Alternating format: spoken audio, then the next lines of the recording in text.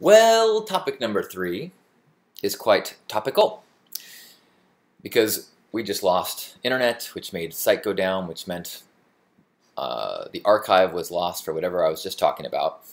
But topic 3 for today at Hug Nation was something that was reminded me yesterday. I went to go see Jacob Glass speak. He was in San Diego for a service, a Christmas service at the Vision Church. And I used to see Jacob every weekend. Is that right? Yeah, I used to see him a lot. And then I would see him monthly, and then I subscribed to his audio MP3s in the mail. First it was CDs. I would get an actual CD in the mail that would burn and then listen to, and then I would get his MP3s. And so I've listened to probably hundreds of hours of Jacob speaking about A Course in Miracles. And so it was nice to go and see him live after a long break. And if you go to jacobglass.com, you can get more information about him. He's one of the most significant teachers that I've had on my spiritual path. And he packs his lectures with all sorts of little nuggets, and it's interesting to figure out which of the nuggets are the ones that like resonate.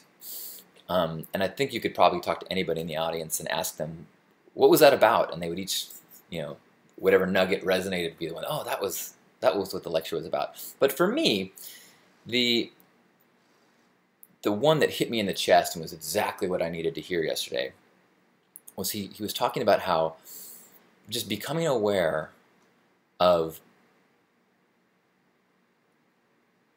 it's possible for your dreams to come true and you not be aware of it because you are so focused on the details that you think are not perfect or not going the way that you think they're supposed to. You have attachments to certain specific details, and then you fixate on those. So even as your dreams are coming true around you, you're not appreciating it, you're not enjoying it, you're not seeing it.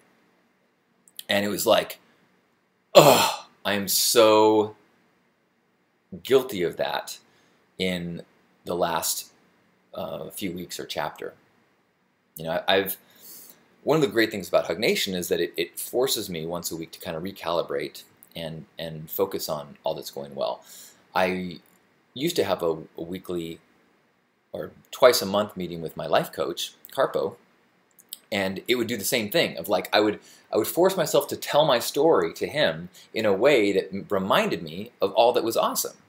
It's such a good practice. It's one of the reasons why a gratitude list is so important. Or having, if you can find a group of support friends, or Jacob has a game that he encourages people to play that I actually played last week with people called the Lunch Game, where you talk to each other as if it's 6 months in the future, and all your problems that are currently happening have all been figured out.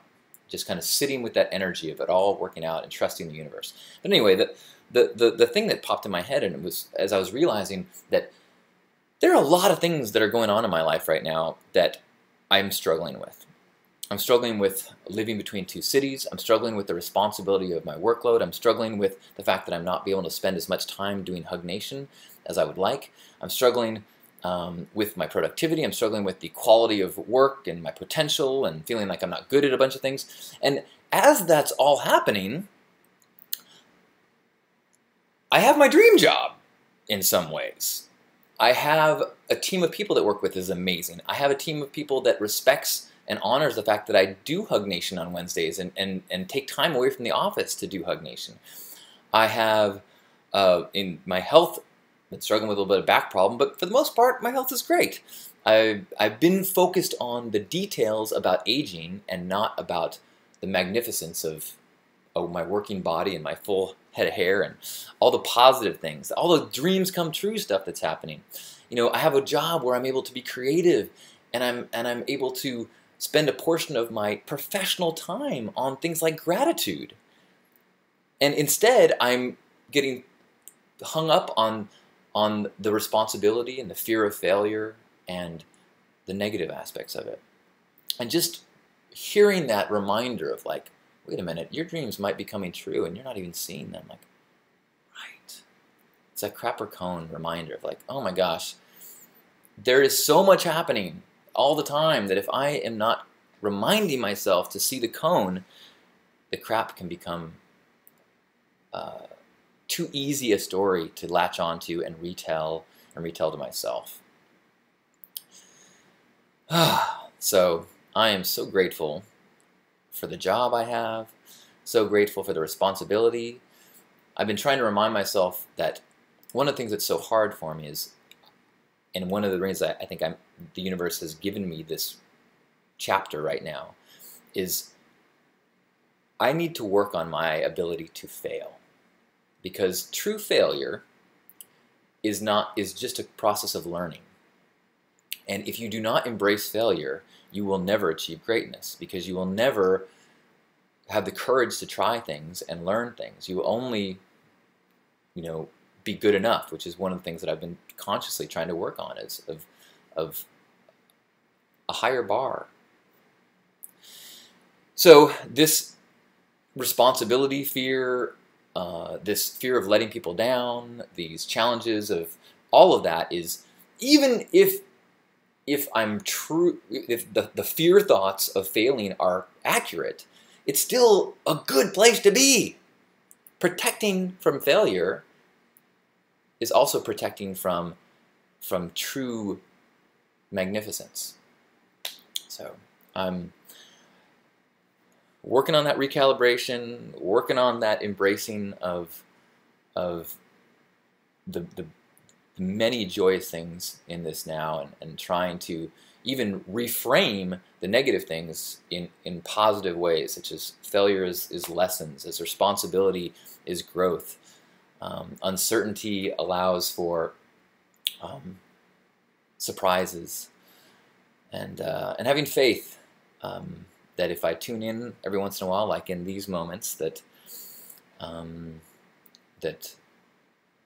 the path will be revealed in a way that feels more natural, and the struggles and the pain are productive parts of the process of growth instead of just obstacles. I mean, there are obstacles that would not be so productive. If I was exhausted because I was lifting bricks all day, that would be frustrating. But if I'm exhausted because I am pushing my limits and trying to learn and do new things and manage teams that I never have before and create something that's never been created before, which is part of my job now, if I'm exhausted at the end of the day, and it's even a project that I feel good about with people that I truly love as teammates, well, wouldn't you want to be exhausted in that kind of service? Grandpa Caleb had this great line. He said that life is about work, worship, love, and play. And I keep reminding myself that work is at the top. Finding projects that you believe in, that use your talents with people that you like. I mean, that's not in the way of life. That is life. So, thank you, Jacob, for the reminder. Thank you, Grandpa, for the reminder. Thank you for the reminder. Let's have a Hug Nation hug. Grab yourself by the shoulders. And refocus on that cone. Refocus on all the things going right. Refocus on all the things about your life that are dreams coming true. Family, friends, weather, visuals, art, tastes. There's so many things that are part of our daily lives that are just magnificent dreams coming true. And we can refocus, recalibrate to that experience of awe, gratitude, and appreciation. It turns the struggles into adventure.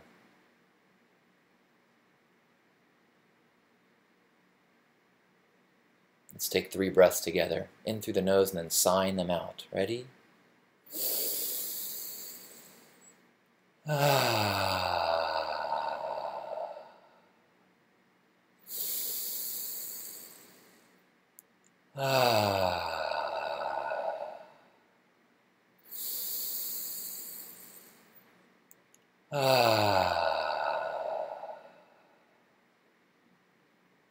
On behalf of Grandpa Caleb and all the love warriors, happy Hug Nation. Thank you for being you. Much love and light as you walk your path as you notice the miracles, as you notice the dreams coming true. Thank you for being part of my magnificent dream coming true. Merry Christmas, Happy New Year, Happy Holiday, celebration of choice, yippee to your fruitcake. The Christmas miracle is the light inside of you that gets to wake up in every moment. You are the miracle. Shine your light. I love you. Namaste.